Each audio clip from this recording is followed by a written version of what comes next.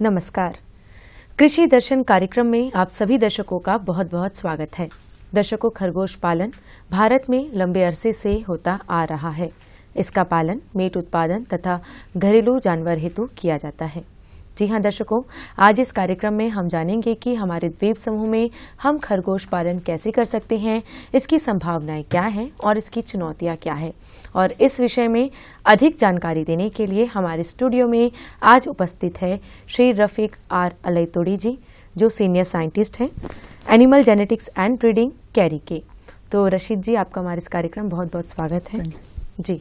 तो रफीक जी, जैसे कि सबसे पहले जो आज का जो हमारा विषय है, अंडमान तथा निकोबार द्वीप समूह में रैबिट की जो फार्मिंग है वो हम कैसे कर सकते हैं, तो ये कितना आम है?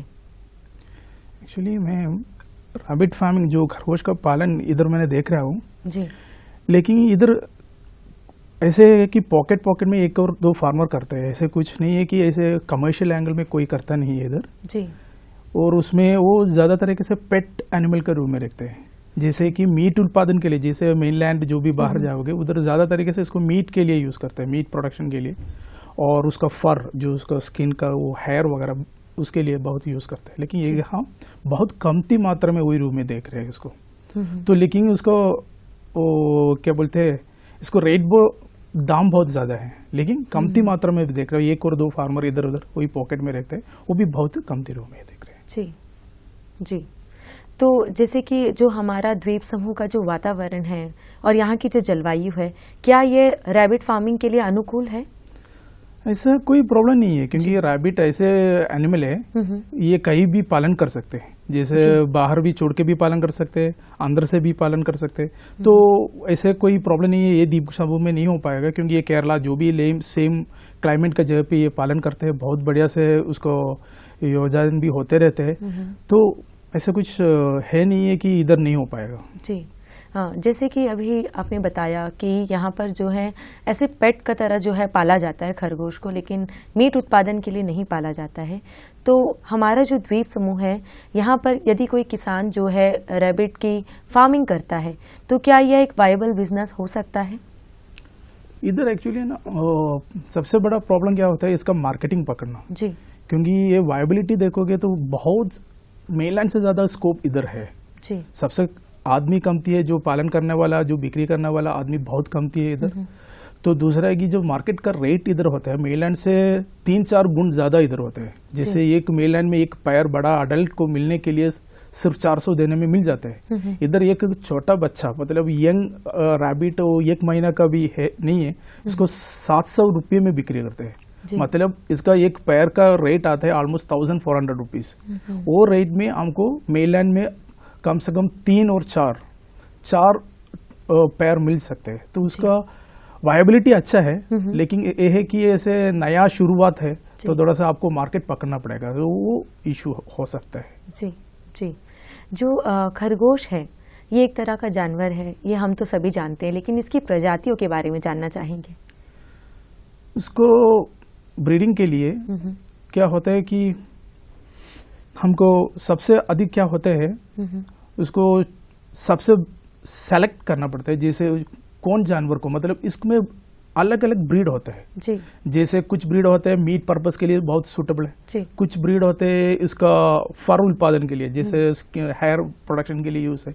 तो आपका टारगेट क्या है? क्या आप मीट प्रोडक्शन के लिए पालन कर रहे हैं और कुछ फर के लिए, कुछ पेट एनिमल रूप में, उसी के हिसाब से आपको सेलेक्ट करना पड़ता है जो ब्रीड को। सो जो अच्छा ब्रीड, उसको बॉडी वेट अच्छा होता है, वो 2 kg तक आते हैं 2-3-4 महीने के अंदर, उसको आपको मीट प्रोडक्शन के लिए रखना पड़ेगा।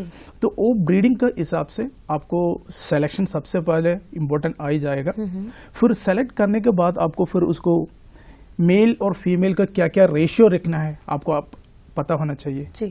तो ये मेल रेशियो, हम फीमेल रेशियो जनरली हमने एक मेल को 10 फीमेल का रूम में रखते हैं। तो वो आपको जैसे जानकारी बहुत कुछ होना चाहिए कि आप अगर उसको ब्रीडिंग का पर्पस करना है और उसको यूज करने के तरीके से आपको बहुत कुछ जानकारी चाहिए, कैसे ब्रीडिंग करना है, और आपको मेल फीमेल आइडेंटिफिकेशन एक ये होते हैं, कैसे मेल को कैसे पता चल जाएगा, फीमेल को कैसे पता चल जाएगा, क्योंकि एक 2-3 महीने के बाद तो आराम से पता चलेगा क्योंकि उसको टेस्टिस वगैरह निकलते हैं बाहर। लेकिन 1 महीने में, जैसे आप यहाँ मैक्सिमम में देखा है कि लोग 1 महीने वाले बच्चों को यंग स्टेज में बिक्री करते हैं। अगर वही स्टेज में हमको पता नहीं होता है कि वो मेल है और फीमेल है, तो उसके लिए कुछ ये आइडिया है, कुछ टेक्निक है, वो आपको जानकारी चाहिए। तो मेल फीमेल आपको आइडेंटिफाई करना है।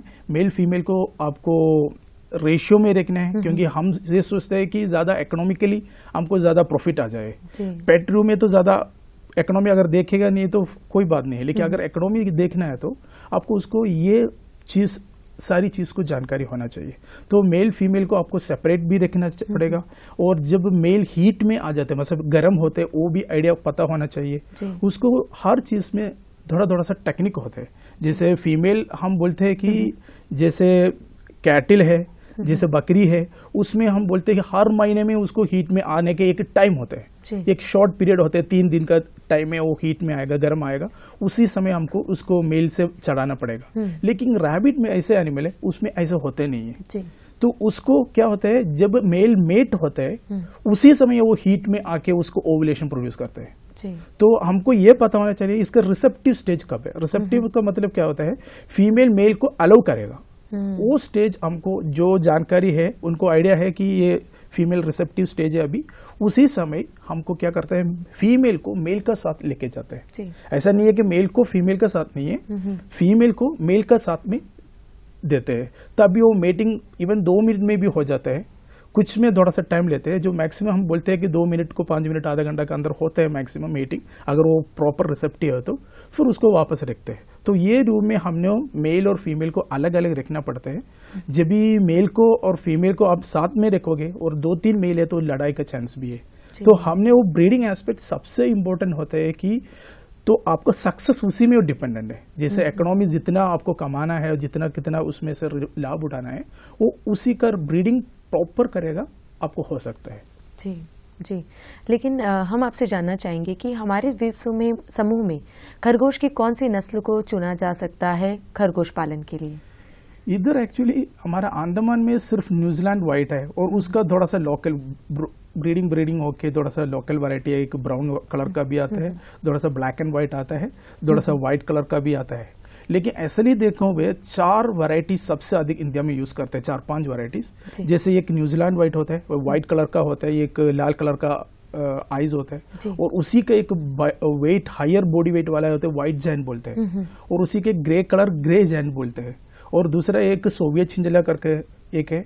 और ये चारों को अलग से एक अंगोरा करके, जैसे फर के लिए सिर्फ मैक्सिमम उसको फैंसी रैबिट भी बोलते हैं, क्योंकि वो देखने में पूरा बॉडी में फर है, पूरा हेयरी फील्ड ये रैबिट है। तो ये 5 वैरायटी मैक्सिमम होते हैं। सो अगर मीट वगैरह के लिए फर्स्ट 4 यूज करते हैं, फर के लिए अंगोरा यूज करते हैं। लेकिन अंडमान में कोई ऐसे नहीं है कि परफेक्ट ब्रीड नहीं देखेगा, और जो भी होते हैं तो थोड़ा सा न्यूजीलैंड व्हाइट का, उसका भी न्यूजीलैंड व्हाइट का एक रेड वैरायटी है, उसका शायद थोड़ा सा क्रॉस होके इधर आके आ गया, थोड़ा सा मिक्स वैरायटी लोकल बोलते हैं, वो होता है इधर। जी जी जी।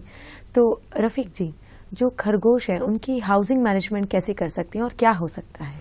उसमें खरगोश के लिए एक्चुअली ऐसे कोई स्ट्रिक्ट रूल नहीं है, यही रूम में उसका क्या बोलते हैं हाउसिंग बनाना है। लेकिन हम जनरली कमर्शियल लेवल पे 2-3 तरीके से करते हैं। एक तो बोलते हैं केज सिस्टम, उसमें क्या है, मेल को इंडिविजुअली मेल अलग अलग रखते हैं, हर मेल के लिए एक एक केज बनाते हैं।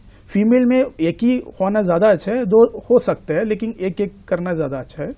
और एक केज में हमने 60 सेंटीमीटर अगर लेंथ है और 45 सेंटीमीटर विड्थ और 45 सेंटीमीटर हाइट, ये रूम में केज बनाते हैं। सबसे इंपॉर्टेंट क्या होता है, इसके नीचे मेश होना चाहिए, क्योंकि जो भी पोटी है उसका सोच नीचे गिरना है, सो दैट वो हाइजीनिक रहेगा।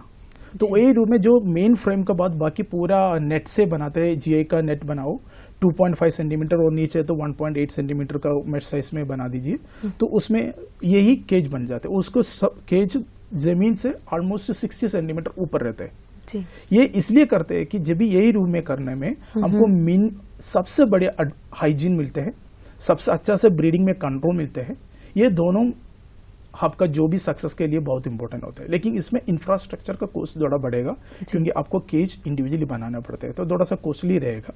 और फीमेल के लिए स्पेशली जब प्रेग्नेंट जो डिलीवरी होने वाले के लिए हमने केज थोड़ा सा लेंथी करते हैं, ऑलमोस्ट 90 सेंटीमीटर तक हमको लेंथ देना पड़ता है। लेकिन इसका एक नेस्ट बॉक्स बोलते हैं, जब डिलीवरी का टाइम होता है उस समय वो नेस्ट बॉक्स उसका अंदर रखते हैं, जो उसका अंदर थोड़ा सा है और कुछ नारियल का ये भी थोड़ा सा पौधा वादा डाल दो, और अपना अपना उसका फिर भी डाल के वो एक बेडिंग बनाते हैं जब डिलीवरी के टाइम में, वो अपना बनाने के लिए एक नेस्ट बॉक्स रखते हैं। बाकी ये पूरा रूम में केज सिस्टम बोलते हैं इसको। दूसरा एक होता है कॉलोनी और pen system. Pen system maximum हम भी यूज करते हैं, क्योंकि जब ये बच्चा पैदा होते हैं अप टू वीनिंग मतलब मदर का साथ होकर 1.5 महीने तक हम रखते हैं, 1 महीने से 1.5 महीने तक, तब तक वो डिलीवरी केज में रहेगा। उसके बाद वो बच्चों को हम ये पेन सिस्टम में डालते हैं। अगर मान लीजिए एक डिलीवरी में 8 है और 10 है, 10 को एक छोटा सा पेन में डालेगा। ये पेन सिस्टम का अंदर वो जब तक वो अडल्ट होगा उसी का अंदर ही रहेगा। तो जब अडल्ट मतलब 4 महीने होने वाले में उसको फिर इंडिविजुअल केज में हम रखते हैं। दूसरा होता है हार्ट सिस्टम। जैसे सिंपली हमने एक पोल्ट्री रूम में एक नेट बनाओ, शेड थोड़ा सा लीटर मटेरियल वगैरह डाल के उसी में उसको ओपन एरिया में ये पालन करते हैं। उसमें एक क्या प्रॉब्लम है, कंट्रोल्ड मीटिंग नहीं रहेगा, मतलब आपको ब्रीडिंग कंट्रोल नहीं कर पाएगा। जैसे मेल और फीमेल मिक्स करके रखेगा तो जो भी मिक्स होके उसमें ब्रीडिंग होते हैं, लेकिन वो सबसे चीपेस्ट वे है। तो अगर आपको ब्रीडिंग कंट्रोल करना है, आपको केज सिस्टम और लेना पड़ेगा। अगर आपका आइडिया है कि ऐसा कोई बात नहीं है, जो भी हो रहा है उसी रूम में, तो हज सिस्टम जो नॉर्मल सिस्टम में ले जा सकता है।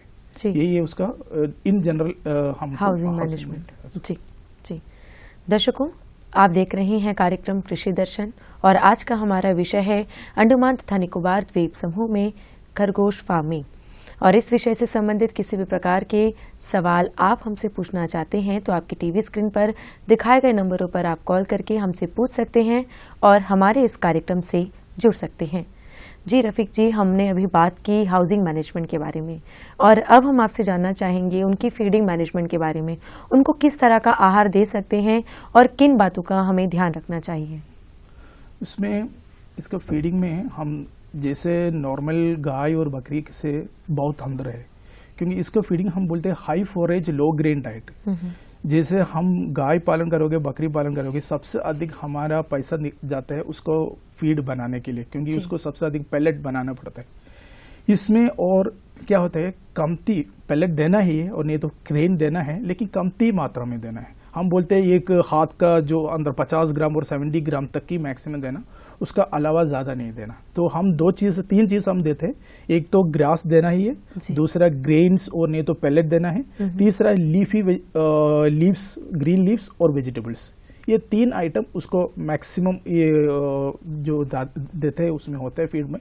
और सबसे अधिक हमको ग्रास देना है, सो 90% तक ग्रास ही देना है, ग्रीन ग्रास देते हैं। और इधर हम ऑफिस में, हमारा ऑफिस में तो बनाते हैं हमने, वो गिनी ग्रास बोलते हैं और पैराग्रास बोल के है, और उसमें हाइब्रिड नेपियर है वो भी दे सकते हैं। और उसका जो बरमुडा ग्रास, जैसे बारिश टाइम में जो रोड साइड में भी दिखते हैं बरमुडा ग्रास करके, वो भी देते हैं। और यही रूम में ग्रास, कोई भी ग्रास अच्छा वाला ग्रास उसको खिला सकते हैं, वो अच्छा से खाते हैं, और सबसे अधिक वही खिलाना है। और दूसरा नहीं तो हे सिस्टम, जो बाहर जाओगे तो उसको हे सिस्टम बोलते हैं, अल्फा टिमोथी करके डिफरेंट हे सिस्टम आता है, वो सूखा वाला है। हमारा हे नहीं है, वो पैडी स्ट्रॉ है। पैडी स्ट्रॉ में भी थोड़ा सा खा सकते, ऐसा कोई प्रॉब्लम नहीं, खाते हैं, लेकिन उतना ज्यादा नहीं खिलाना है। तो ज्यादा 90% हमको ये ग्रीन पार्ट हमको खिलाना है। फिर 10 पार्ट में हमारा थोड़ा सा ग्रेन डालना है। हम बोलते हैं पैलेट खिलाना है, क्योंकि पैलेट में क्या है, ये बैलेंस्ड डाइट होता है। ये बैलेंस डाइट में उसको जो जितना प्रोटीन चाहिए, इतना एनर्जी चाहिए, इतना मिनरल चाहिए, हर चीज बैलेंस करके हम पैलेट बना के देते हैं। तो उससे अच्छा से फीड वेस्ट भी बहुत कमती रहेगा और अच्छा से खिलाएगा। उसको जितना प्रोटीन चाहिए एक एक पैलेट में मिल जाएगा। जैसे नहीं तो हमको ऐसे भी कर सकते हैं, मेज, थोड़ा सा मेज खिलाओ, थोड़ा सा वीट खिलाओ और थोड़ा सा सोरगम, जो भी पल्सेस वगैरह खिलाओ, अलग अलग से वो खाएगा, लेकिन उसमें बैलेंस रेशियो नहीं मिल जाएगा। तो इसलिए हम बोलते हैं इसको पैलेट का रूप में करेगा तो ज्यादा अच्छा है, क्योंकि उसको बॉडी वेट भी जल्दी जल्दी बढ़ के, हम टारगेट करते हैं कि अराउंड 3 महीने के अंदर उसको 2 kg तक बॉडी वेट पहुंचना है। क्योंकि जो ये इकोनॉमी लेवल पे देखोगे तो तभी उसको ज्यादा फायदा उठाएगा। सो जब वही रूम में आपको मिलना है, आपको यही रूम में पैलेट फीडिंग कर सकते हैं। लेकिन कई लोग ऐसे करते हैं जो घर का भी वेस्ट होता है, होटल का वेस्ट होगा वो भी खिलाते हैं, उसमें हम बोलते हैं कि ये नुकसान ही ज्यादा बनाएगा, क्योंकि उसमें वो पेट का प्रॉब्लम बहुत बढ़ेगा, जो कीड़ा, जो भी पैरासिटिक इन्फेस्टेशन और इसका स्टमक ऑल द प्रॉब्लम आते हैं। तो खिला तो सकते हैं, लेकिन प्रॉब्लम हमारे लिए नुकसान आने के चांस ज्यादा है और इसमें डिजीज का भी चांसेस ज्यादा होते हैं। और जो बॉडी वेट आपने बताया था, बॉडी वेट शायद इससे भी ज्यादा बढ़ेगा, वो भी है, लेकिन प्रॉब्लम क्या है, इसमें ब्रीडिंग नहीं हो पाता है। इसमें क्या होता है, इसके एक बॉडी लेवल ज्यादा फैटी नहीं होना चाहिए। ज्यादा फैटी होने में वो उसको रिसेप्टिविटी, जो मैंने पहले बोला, वो नहीं दिखाता है। जब ज्यादा फैट जो फीमेल होते हैं वो मेल को माउंट करना अलाउ नहीं करते, तो इसलिए अभी ब्रीडिंग के लिए पर्पस है नेगेटिव आएगा। अगर मीट पर्पस के लिए तो थोड़ा सा हमको सक्सेस रहेगा, लेकिन उसमें भी फैट ज्यादा रूम में आ जाएगा। तो इसका अलावा तीसरा चीज होता है कि लीफी वेजिटेबल्स, और जो वेजिटेबल्स और लीफी ग्रीन लीव्स, जैसे सबसे अधिक एक आते हैं कैबेज लीव्स और कॉलीफ्लावर का लीव्स, जो कैरेट और लीव्स, जो मोरिंगा लीव्स है, वो हर चीज खाते हैं। और लेकिन हम बोलते हैं कि इसको ज्यादा मत खिलाओ, क्योंकि हम बोलते हैं चॉकलेट हमको बहुत पसंद है, आइसक्रीम बहुत, लेकिन हमको नहीं ज्यादा नहीं खिलाएगा, हमारा ये पेट खराब हो जाएगा। वही रूम में हम बोलते हैं, ये इवन तो जब कैबेज वाले इतना प्यार से वो खाएगा, हम सोचे कि उसको ज्यादा पसंद है, खिलाते रहेगा, लेकिन वो में नेगेटिव हो जाता है। तो हम बोलते हैं कि हफ्ते में 2-3 बार खिलाओ, वो भी थोड़ा थोड़ा सा ही खिलाओ, ज्यादा पेट भर के मत दे दो। कैबेज वगैरह अभी फ्री में भी मिलने दो,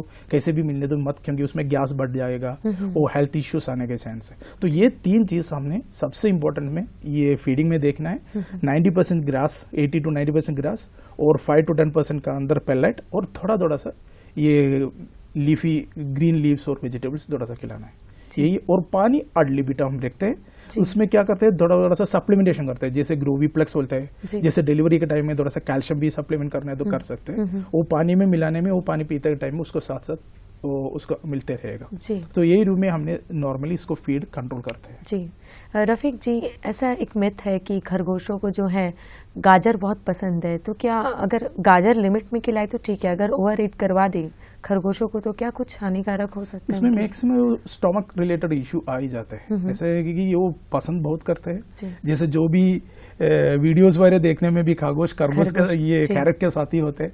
तो लेकिन जो भी है होता है, उसको हमने ये कुकीज है like that, it should be in A bit, जैसे हमने ये बोलते हैं इसे ट्रीट रूम में देना, जैसे कुछ अच्छा किया उसके एक ट्रीट वही रूम में हम देते हैं, ऐसे नहीं कि पूरा वही खिलाना है। दूसरा एक प्रॉब्लम है कि अगर यहाँ का कैरेट खिलाना शुरू करोगे, आप 2000 में बिक्री करोगे भी आपको उसमें लाभ नहीं मिलेगा, क्योंकि उतना कॉस्टली होता है इधर, जो कैरेट है, कैबेज है, हर चीज इधर बहुत कॉस्टली भी होता है, तो उतना खिलाने का भी आवश्यकता नहीं है। जी जी रफीक जी, आमतौर पर जो खरगोश है उनकी क्या क्या बीमारियां होती हैं?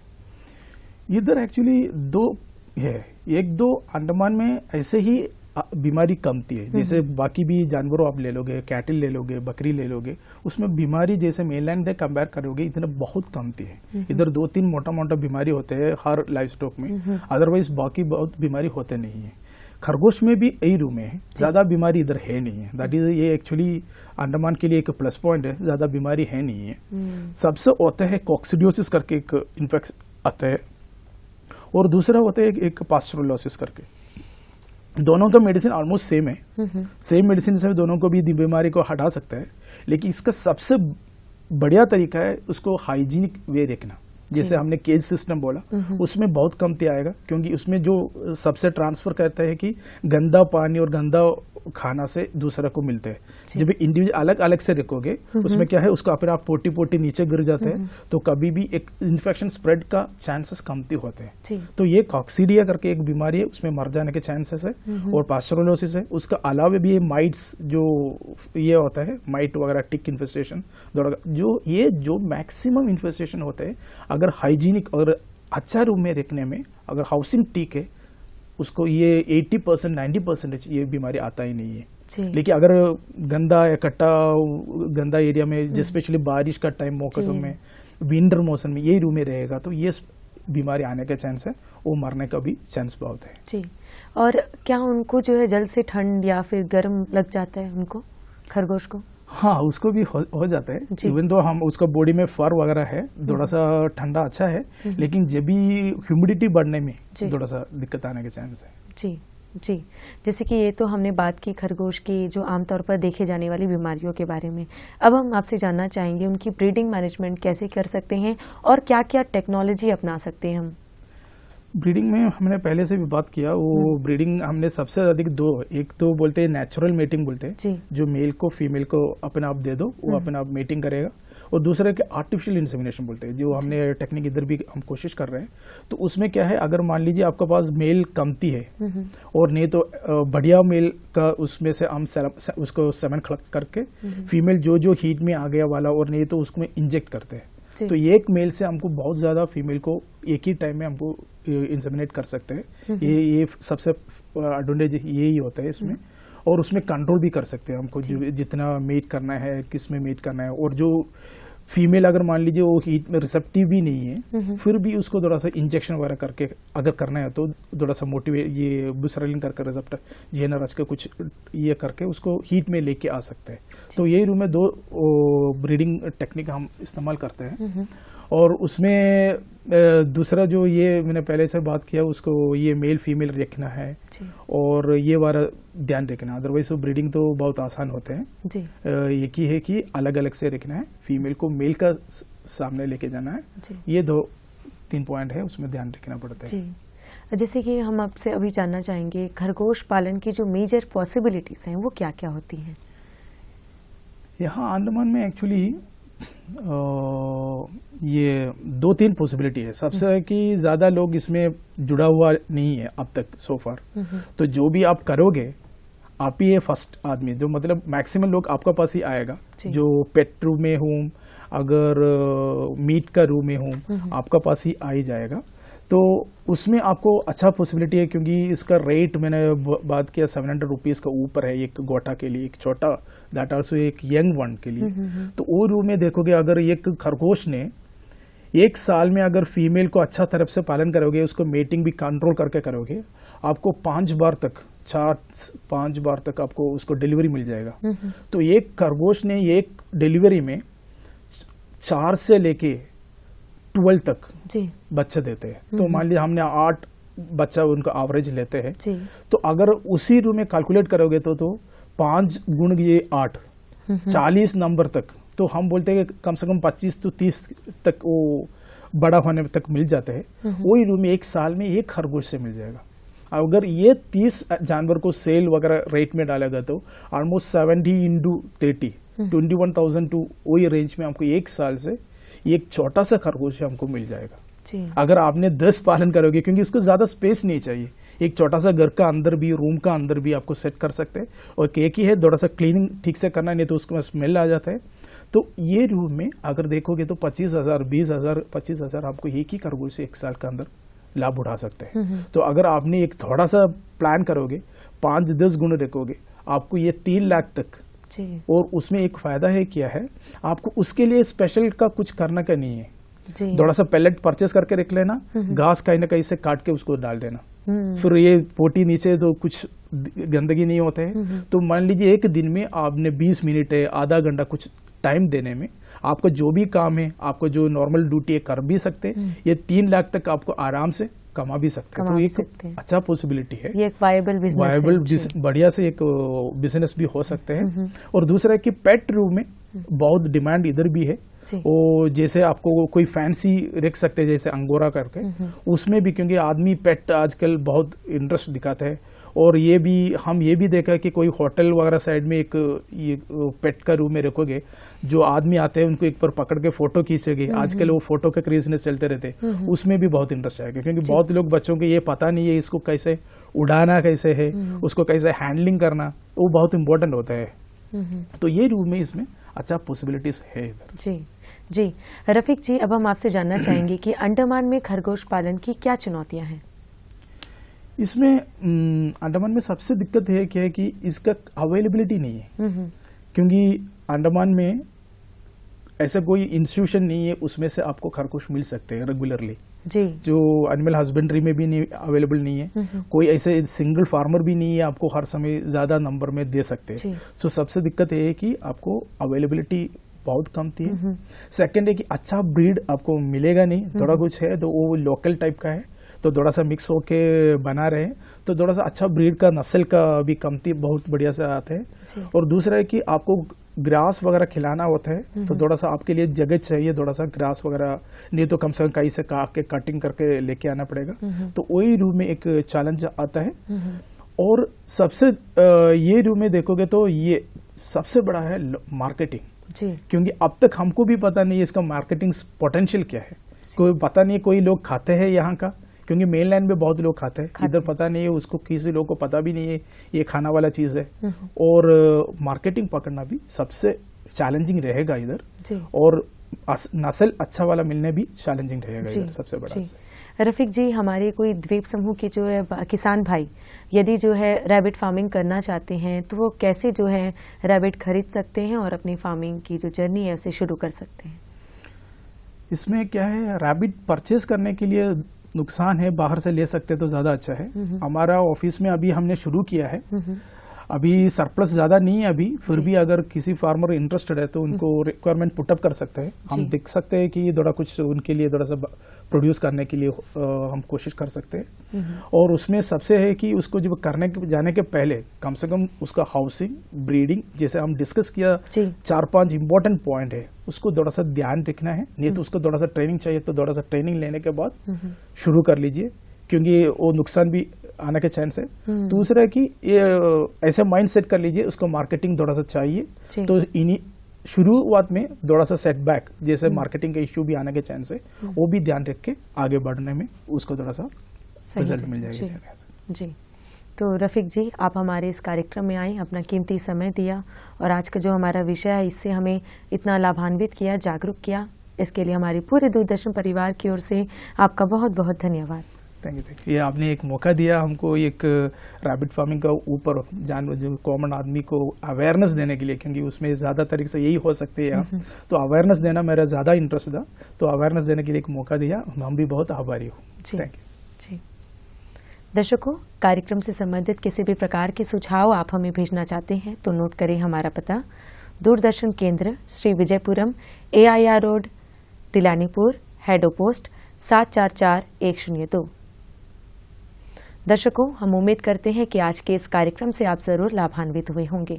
हम फिर मिलेंगे एक नए अतिथि के साथ और एक नए विषय के साथ।